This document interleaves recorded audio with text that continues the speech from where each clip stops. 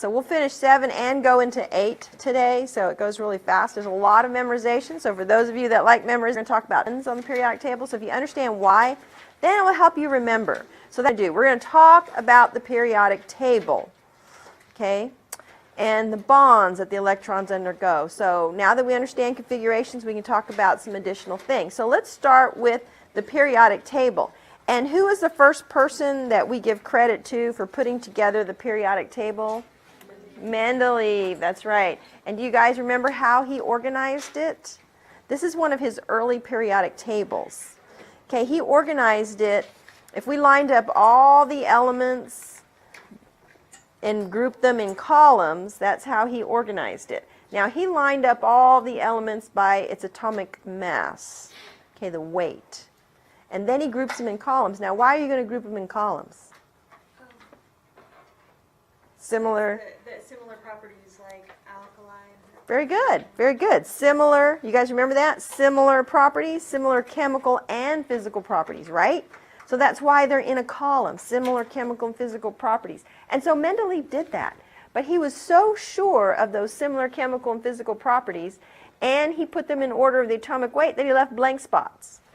He said, hey, these are blank spots. We have not yet discovered these elements, but there's an element, and it exists, and this is where it would fit into the periodic table. So he actually left blank spots for elements not yet discovered. And based on those similar chemical and physical properties, like we know that they're in these columns, he was able to predict what their properties would be. So there's his predictions. And then there's germanium, discovered, wow, several years later. Wow, how close was he? Pretty darn close, wasn't he? Is that amazing to be able to predict that? How close that is? And he did that because he knew that they were in similar chemical and physical properties. Crazy, isn't it? Okay, so he arranges the periodic table, but there's a little problem going on here, and that's with tellurium and iodine. Okay, so let's look at the atomic weights. They're supposed to be in order, right? So you've got 118.7, okay, then you go 121.7, so we're getting bigger.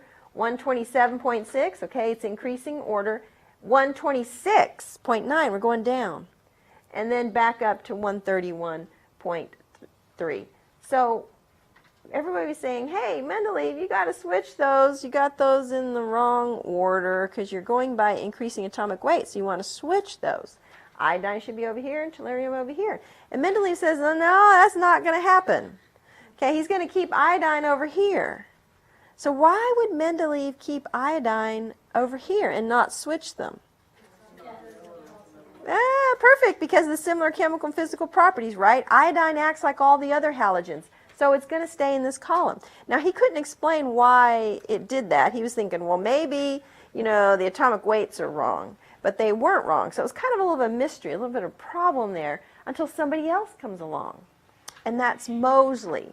So Moseley comes along and solves the mystery. Because what he finds out is that an element has a certain number of protons. Do you remember we talked about that? Yeah, what do we call that number? Atomic number, right? Atomic number, isn't it? Okay, so atomic number is the number of protons for each element. So if you were to arrange the periodic table now by increasing atomic number, doesn't it take care of that problem? Yeah, exactly. So who was it that discovered the atomic numbers? Moseley. And who did the periodic table?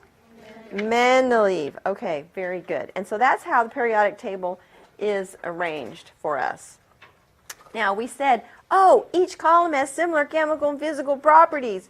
Okay, well, why? Now we want to know why. We say that, and we can observe it, but why? Why is that? Exactly, because now that you understand about electron configurations, we can see something similar. So let's take a look at the noble gases. The noble gases don't want to react with anybody, right? They're like, woo, they're nobility. I'm not going to associate with anybody on the periodic table. I'm not going to be a diatomic. I'm just going to be all by myself. Well, why? Well, let's take a look. Okay, so this is the outer shell configuration. Right, so you remember we said the core electrons, the noble gas configuration is the core. Okay, that was part of last times material, Tuesday. So they have core electrons, and then what's outside the core are the valence electrons. Now what's so important about the valence electrons? Well, they're the ones that come and go and do the bonding. Okay, the core electrons are like couch potatoes and not leaving and not doing anything. So they're going to stay there. It's the outer shell electrons. So these are the outer shell valence electrons. So does anybody see a similarity? Yeah, what's similar?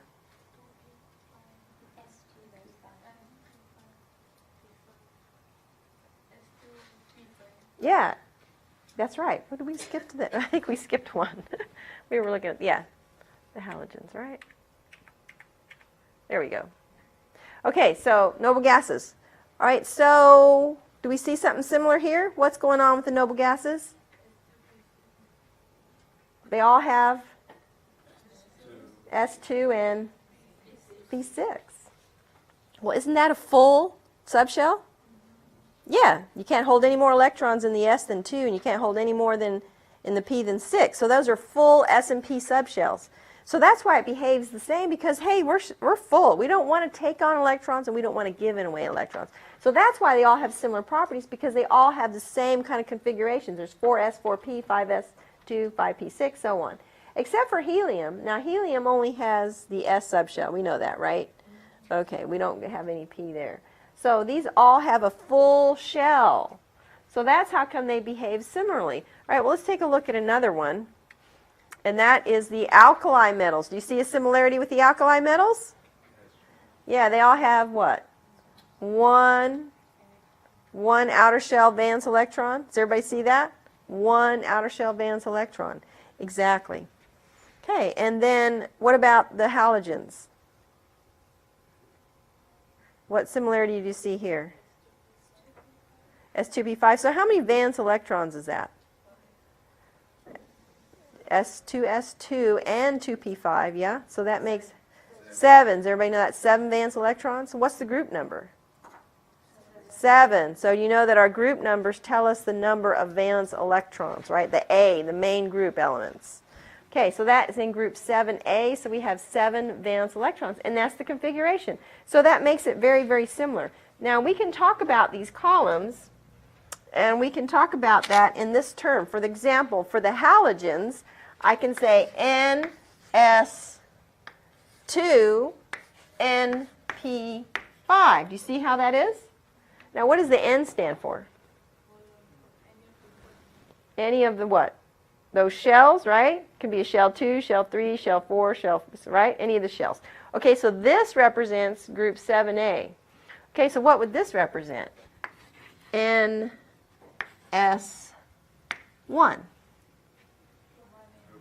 Group 1A? Okay, how about this one? NS1 NP2. What's the group number? 3A. Does everybody see that? Okay, so that's another way that we can talk about these columns because they have similar electron configurations.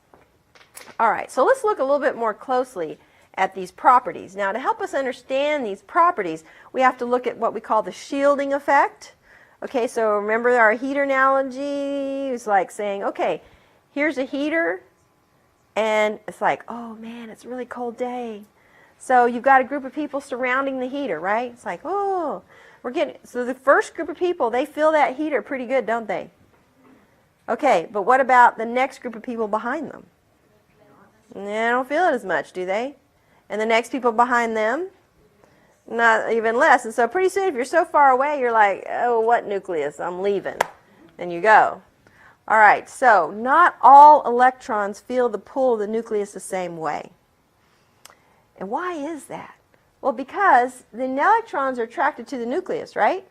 But here's an electron, and here's an electron. This electron is repelling this one.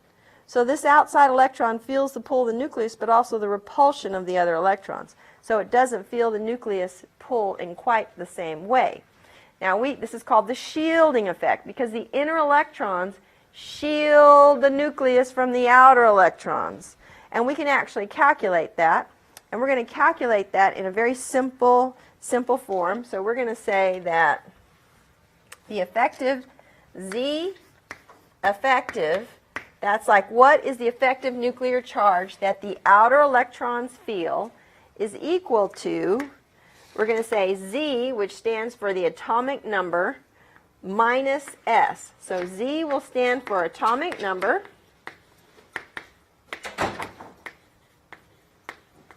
And S, we're going to say mostly core electrons. We'll talk about that in just a second. So this is mostly core electrons. So let's talk about, well, let's do lithium here. Let's do lithium. All right, so you know the atomic number of lithium, right? Would you see the atomic number of lithium? Yeah, everybody see it's 3? Okay, well, how many core electrons does lithium have? Now, how are you going to figure that out? 2? How'd you figure that out? Nearest noble gas, right? Okay, so go to the nearest noble gas, and that would be helium. So that's how many core electrons lithium has, right?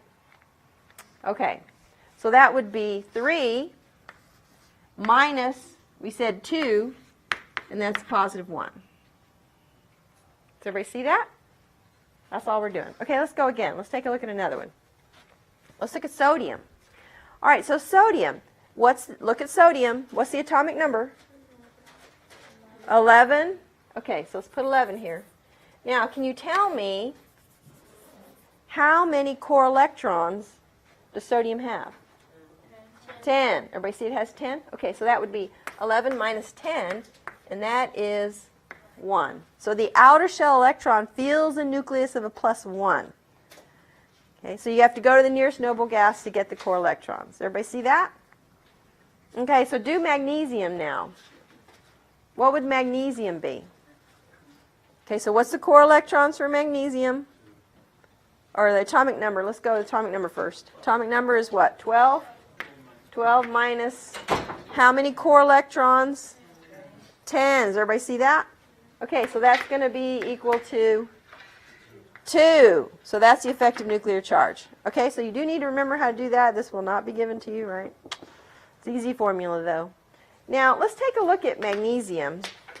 You know, if we remember, our 3s electrons can dip in close to the core. They can do that. Well, at any given time, if I have 2 electrons in that 3s, can't one electron be in here and the other electron be out there? Yeah, so then this starts to be part of the core group. So that one valence electron is kind of shielding the other valence electron. So there are calculations to count for that, but we're just not going to worry about that. Okay, we're just going to say, oh, well, core and valence. Okay, should we keep it simple? All right, we're going to keep it simple. So that's why we said mostly core electrons. Okay, so that's the shielding effect. Now, when we understand the shielding effect, then that's going to help us understand some of the trends that we're going to talk about. So that's what we're talking about in Chapter 7 are these trends. And the first trend that we're going to talk about is radius. Okay, what's a radius? Well, you guys know what a radius is, right? It's the distance from the nucleus center out to the edge. Well, the atom has like electron, like area of probability. There's no like hard edge. So how are you going to measure that? Where are you going to measure that? That's going to be hard to measure. So instead, we're going to put 2 atoms together, and the nucleus, that's a hard edge. And here's another nucleus that's a hard edge. So I'm going to take this distance between them and divide them by 2. I'm going to count that as my radius. Now, if you note, this radius distance is actually shorter than this one. But that's okay. It doesn't matter because we're going to compare all of them. So that's how we're going to define it, and that's how we're going to compare them. All right, so let's compare that, all the radii, and we'll see. Okay, so tell me, what's the trend? What do you see going down a column? They get bigger? Radius gets bigger? Okay, so radius gets bigger going down a column. Now, how about going from left to right along a row? It decreases? Okay. So we've got to remember, going down a column increases, going from left to right, or down a column increases, from left to right decreases, right? I think the easiest way to remember that is think of the periodic table as a block. Now, as you go down the column, we said it increases. But if you go up the column, it Decreases. Okay, that's where it gets confusing. You're like, oh, was it? And then from left to right, it's decreasing, but right to left, it's increasing. So you're like, oh, was it increasing up or was it increasing down? Was it the left? Was it right? That can get confusing, right? So let's remember it this way. Where on the periodic table, which corner is the biggest atom? Which is the biggest atom? Does everybody see it's the biggest atom would be where? Over here on the left corner? Okay, so this corner is the largest. Okay, so that's the largest. Well, where's the smallest? Okay, up here in the right corner, isn't it?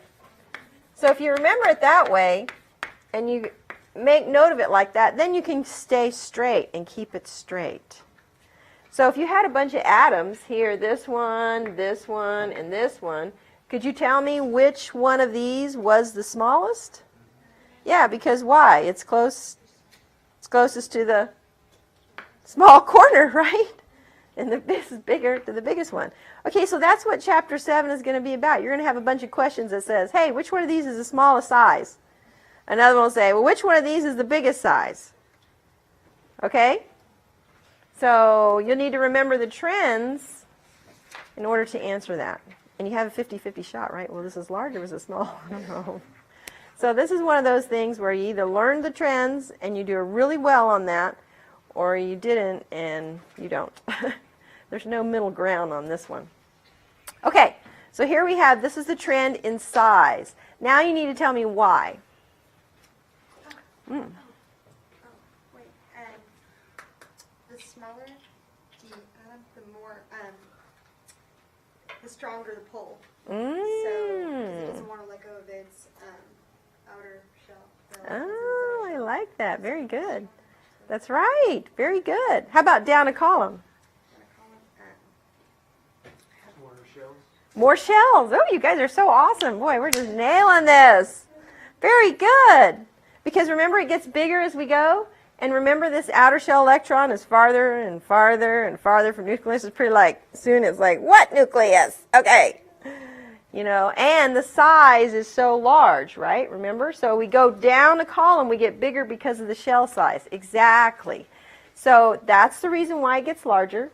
Now, what about left to right? The pull is stronger. I like that. That's very good. In fact, let's take a look closely at one of those. Let's take a look at phosphorus, sulfur, and chlorine. So let's take a look at that. Phosphorus, sulfur, and chlorine. So, phosphorus, and then sulfur, and then chlorine. Okay, so let's look at the electron configuration using noble gas shorthand notation. So that would be neon. Okay, right? Phosphorus. Everybody see where phosphorus is? What's the last noble gas we pass through before we get to phosphorus? Neon. So I'm going to put that in brackets. And then we need to read the rest of the configuration from the periodic table. So that would be neon, and then what? It would be what? 3s2.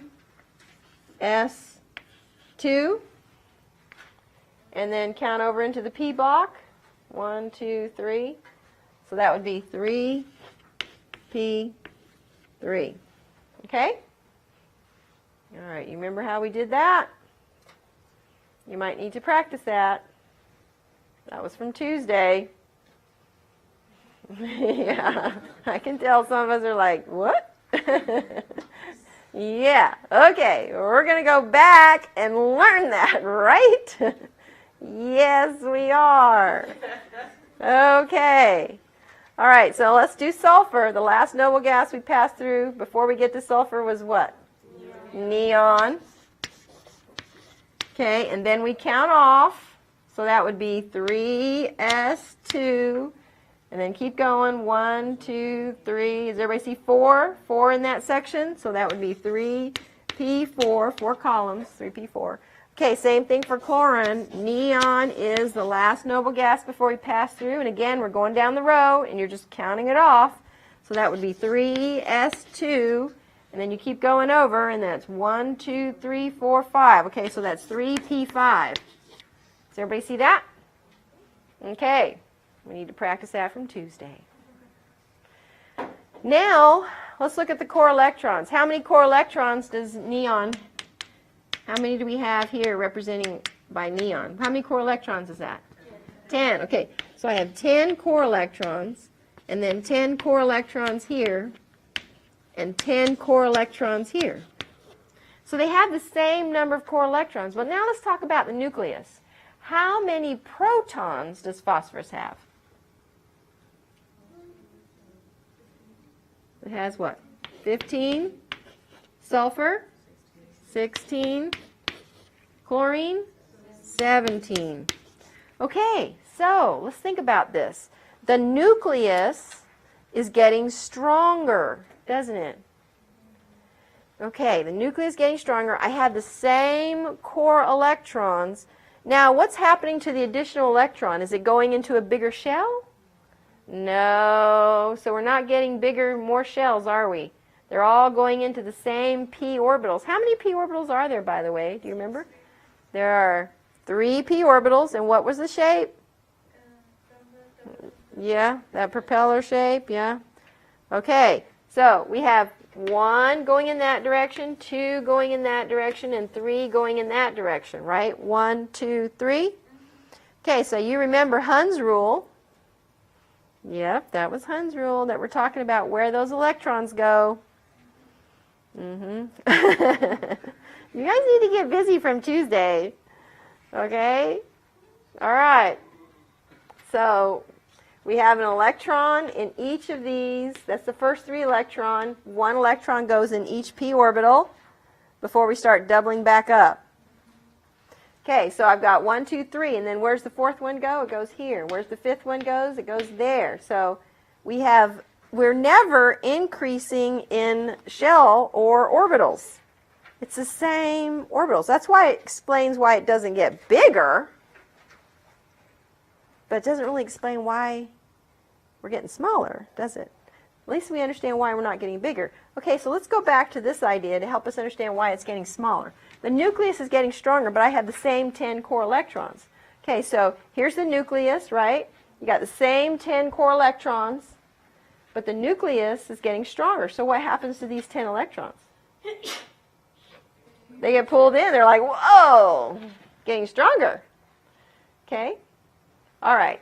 So as they're getting pulled in, we're getting a little smaller. And the same thing with the outer electrons. They're feeling a greater effective nuclear charge. So they're like, whoa, they're getting pulled in. So that's why we get smaller, because we're getting pulled in due to the strength of the increasing strength of the nucleus. And we still have the same 10 core electrons. Okay, so we see why that is? All right. So that's the trend in size. So we've got the trend in atomic size. Let's talk about ions. Cations. What are cations? Are they positive or negative? Positive. So what tends to be cations? Metals or nonmetals? Metals. So are we losing electrons or gaining electrons? Losing. Oh, very good. We're losing electrons. Exactly. So we are losing electrons. Now, when you lose electrons, let's take lithium for example. If you lose that electron is in the outer shell. Okay, 1 electron in that outer shell. If you lose that 1 electron, you've just lost that whole outer shell. And now you're down to the core electrons. So didn't it get smaller? Yeah. So cations then are smaller than the neutral atoms. So cations are smaller. Now here with iron, we didn't lose a whole shell, but we still are decreasing in the number of electrons, and so we're getting more positives than negatives, and again we get pulled in, so again we get smaller. So what did we say about cations? Cations are what? Smaller. Well, if cations are smaller, what do you think anions are? Bigger, exactly. So anions are bigger, and there we have then our original atom. Okay, so that's that cations and anions. Now let's look at cations and anions on the periodic table. Okay, we don't really have the same kind of trend we were talking about with the corners of the periodic table. The only thing we can say is if you go down a column, okay, so the ions are colored ones. If you go down a column, what happens to the ion size? It increases. Well, that would make sense because the atom size is increasing. Now, if you go down a column, what's the charge of everybody in that column? It's the same. It's all +1, right? Okay, so what we're saying then, as far as trends about here on the periodic table with the atom size, ion sizes, is if they have the same charge, we increase in size as you go down the column. Okay, so everybody got that? If they have the same what? Charge, then what happens as we go down the column? They increase. Okay, same thing here with the anions. Do you see that? They're all in the same charge, same column. So they're increasing in size. Okay, so that's atomic size. Well, as we're talking about ions, then, we need to talk about another series of ions. Now, these ions will have different charges. Ions, and we can put a noble gas in there as well. So, what does isoelectronic? You know what iso means? Iso means same, same. Electronic, electrons, same number of electrons. Isoelectronic, same number of electrons. Okay, so we're talking about an isoelectronic series with the same number of electrons. All right, so let's take a look. How is that possible? How can we have the same number of electrons? Well, let's look at oxygen. Oxygen has 8 protons, we know that. So if it's neutral, if I have 8 protons, how many electrons am I going to have? 8. Okay, we're neutral, we have 8 electrons. Great. This is the oxide anion. It has a -2 charge. So what happened? Did we gain or lose electrons? Gain electrons. How many? 2. So oxide anion has now how many electrons? 10. Does everybody see that? That has 10 electrons. Okay, so we established this one has 10 electrons. Well, let's take a look at another element. Let's take a look at fluoride. It has 9 protons. So if it's neutral, how many electrons would that be? 9, but it's a -1. So how many electrons does the fluoride anion have? 10. Oh, same number of electrons? 10 again?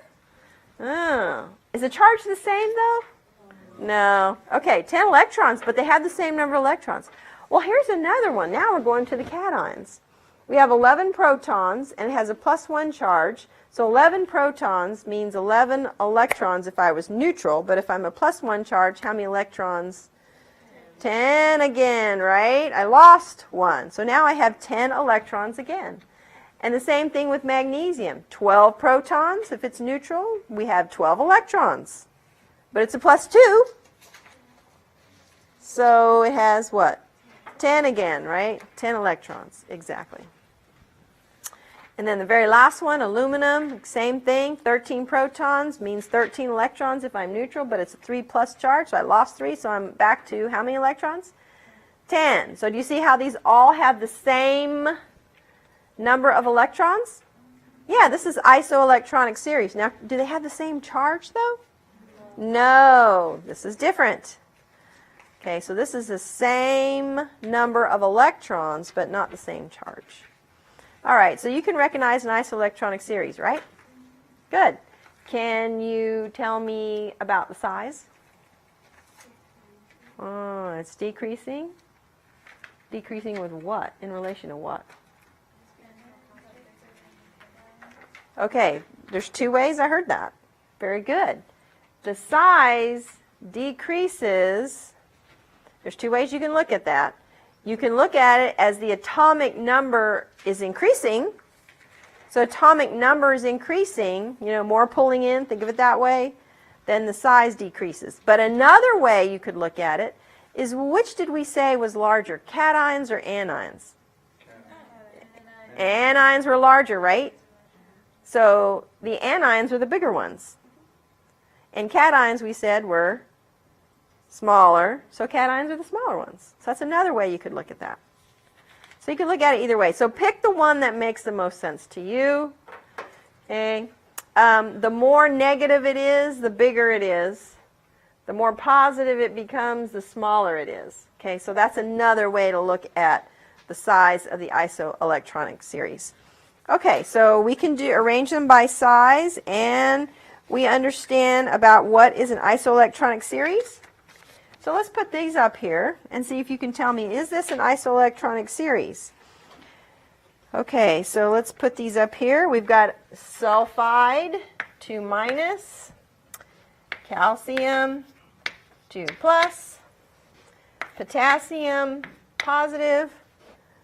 Let's see. Chloride, minus. Okay, is that an isoelectronic series? What do you think so? How do you know?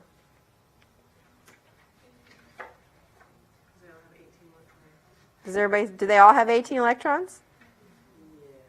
Yeah, you think so? Maybe. What do you think? Okay. They do all have the same number of electrons, which would be 18 electrons. Great. Now, can you put them in order of size?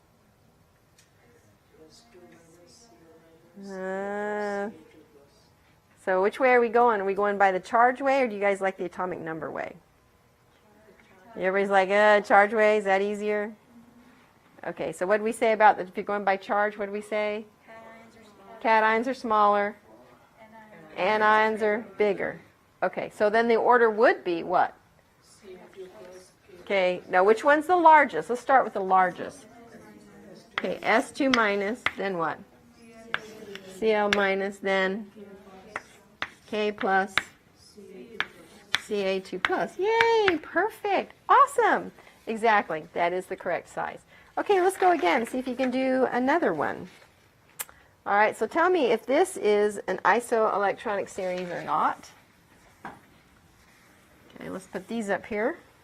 We've got selenium 2 minus. That's Rb plus. Br minus. Kr, that's a noble gas. And Ca2 plus. Now see if those form an isoelectronic series. No, yes? No, why not? Because calcium has 18 and other have like 42. All right, you guys seeing that? You're not sure? Okay, check with your neighbor. Talk about why you think it is or why you don't see it or why isn't it.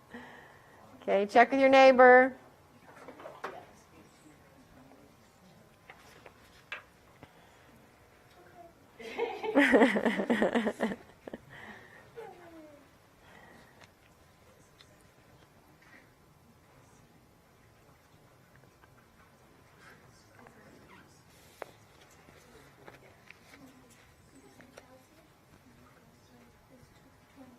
I mean, we got a noble gas in there. Does that change it up, the number of electrons?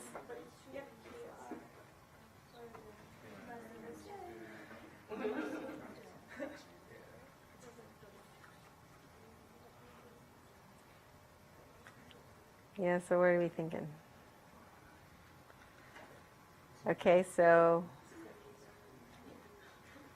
does that make sense?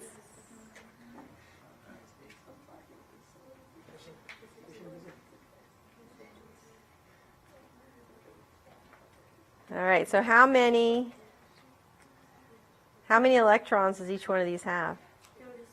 36 electrons? Do all of them have 36? No, calcium does not. Okay, so calcium is not part of that, right? But even if it's a noble gas and positive, now they all have 36 electrons. They all have 36 electrons. Great. Okay, so now if you can arrange them by size, let's go again. We'll start with the largest here. Okay, so what's the largest? Okay, Se2 minus. Br minus. Oh, you put Kr in the middle? Really? Why'd you do that?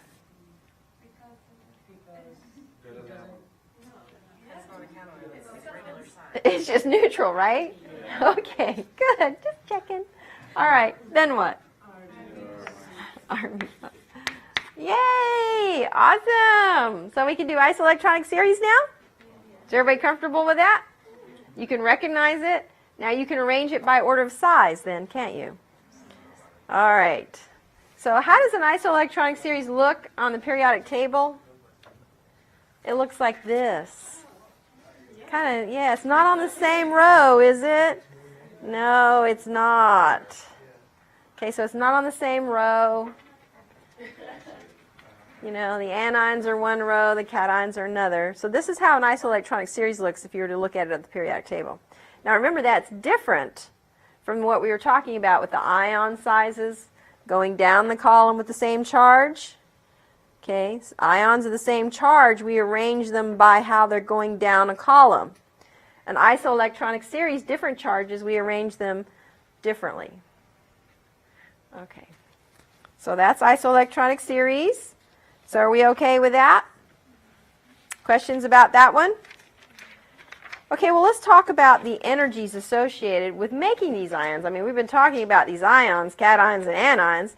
So now let's talk about the energy associated with those ions, and cations and anions. Okay, so let's talk about the first one, ionization energy. What's ionization energy? Well, to make an ion, in fact, we're going to pull an electron away. Okay, so we're going to pull an electron away. That takes energy, doesn't it? Okay, so we're going to pull an electron away. So that's going to be positive because it's endothermic, right? You're putting energy into the system to pull out that electron. So we're going to say M. What does M stand for? M stands for metals, because don't metals are the ones that tend to lose electrons? Yep. Okay, that's right. So we'll give them M. We'll just say any metal. Okay, so you're going to add energy into the system, pull off the electron, there's the electron, and you're left behind with a positive 1 charge, aren't you? Okay, so it takes a certain amount of energy to remove that electron. Okay, well, and we're going to call that I1. I1, ionization energy for the first electron. Well, what we're going to talk about trend now is successive. This is successive ionization energies. Okay, so let's talk about successive ionization energy. The next electron would be I2. The third electron would be I3. Fourth electron, I4, and so on, right? Okay, well, which is bigger? I2 or I1?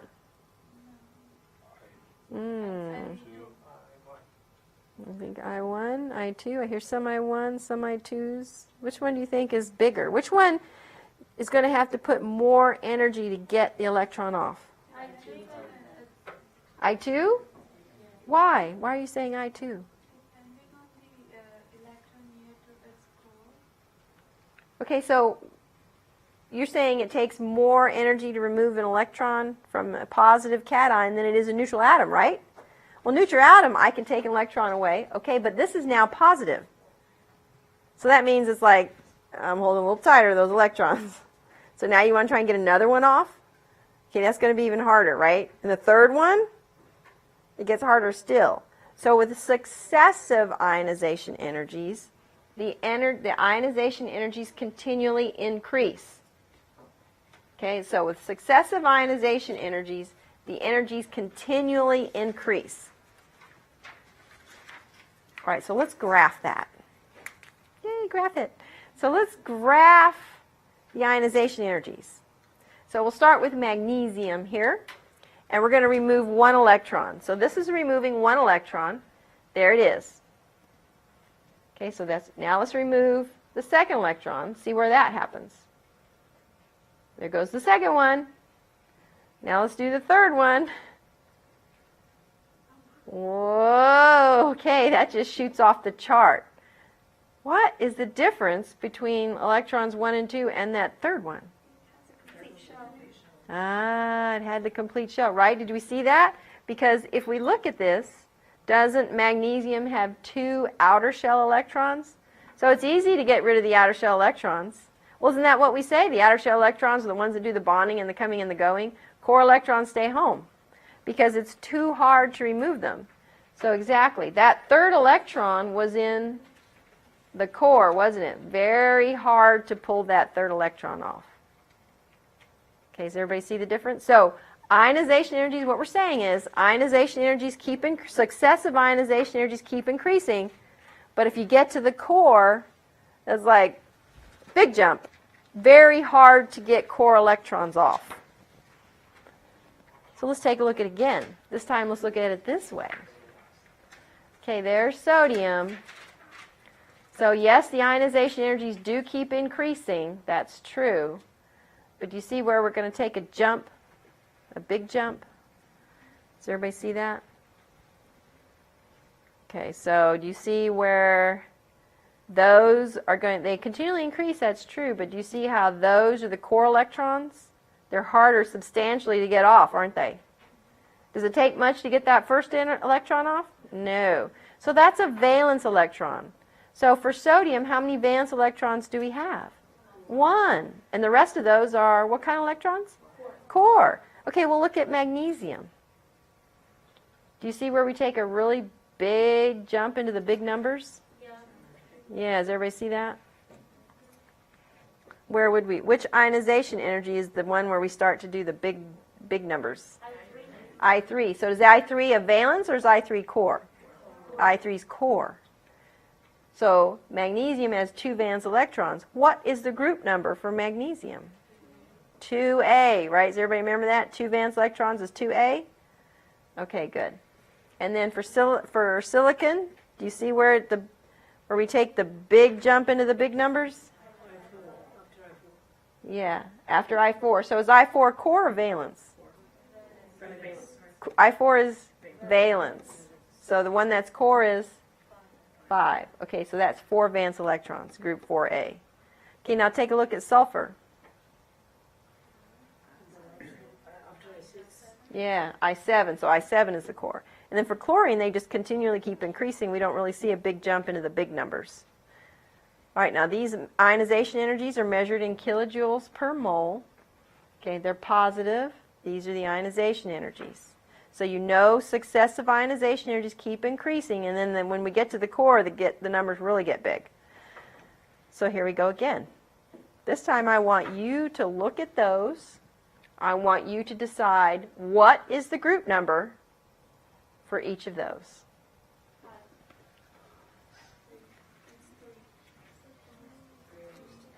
Three, 4, 5. See if you can figure that out. Where is it that we jump into the big numbers? Okay, take a minute, see if you can figure that out.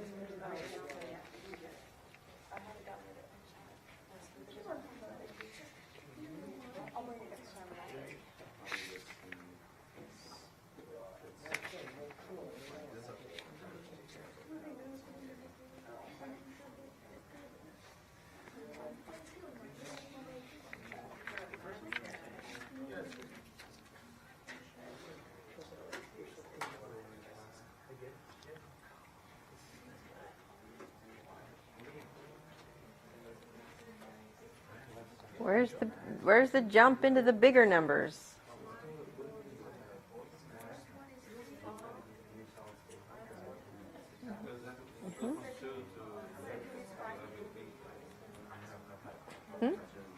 Where are we taking the jump into the bigger numbers? For the first one. Between 3 and 4, right? Yeah. So how many valence electrons does the first one have then? 3. So what's the group number? 3A, yeah? Okay, so that's the first one. What do you think about the next one? 5A? Because 5A is the group, right? Because why? Yeah, we take a big jump with which electron? I6, yeah? Yeah. So yeah, 3 valence electrons, so that's group 3A, yeah? Okay, so did we decide? Yeah, what did we decide for that first one?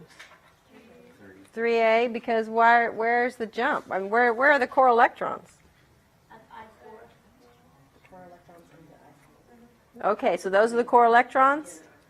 Yeah, so they begin with I4, so I have 3 valence electrons, so the group number is 3A. That's right. So if I were to choose an element, it better come from the 3A column, and it is. It's aluminum. That is the ones for aluminum. Okay, what did you decide about the next one? Where's the big jump into the core electrons? Does everybody see that? 6 and 7A's, that's where the bigger numbers are, right? Okay, so how many valence electrons? 5. So if I were to pick an element, it better be in 5A. That couldn't be, say, sulfur, could it? No, because sulfur is sulfur in group 5A? No, that would be the wrong one, wouldn't it? Okay, so does everybody understand successive ionization energies? All right, so can we do that? Awesome. Okay. Everybody's going to do awesome on this, right? Yeah, nice change from what we were doing before, huh? Yeah, big change. Big change.